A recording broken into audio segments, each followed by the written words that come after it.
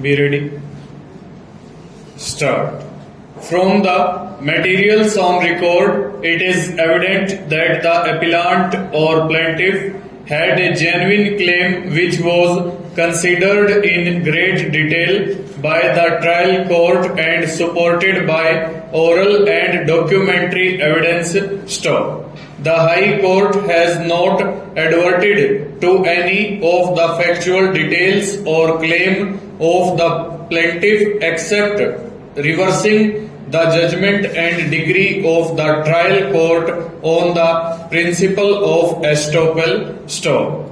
Though the matter could be remitted to the High Court for consideration in respect of merits of the claim and the judgment and decree of the trial court, inasmuch as the work had been completed in August 1973, final bill was raised on 31 March 1974 and additional claim was raised on 16 March 1976 to curtail the period of litigation. It would be appropriate that this court scrutinizes all the issues framed by the trial court, its discussion and ultimate conclusion based on the pleadings and supported by the materials.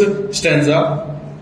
Issue number 15 in the trial court judgment related to estoppel which has been decided in favor of the plaintiff. Stop. In respect of other issues relating to execution of extra work, the trial court based its findings on the materials placed, accepted certain items in toto and rejected certain claims, and ultimately rightly granted a decree for a sum of rupees 2 lakhs with proportionate costs and interest at the rate 6% per annum from the date of the suit till realization, and the plaintiff is entitled to the said amount.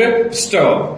The impugned judgment of the High Court is set aside and the judgment and decree of the trial court restored. Stanza.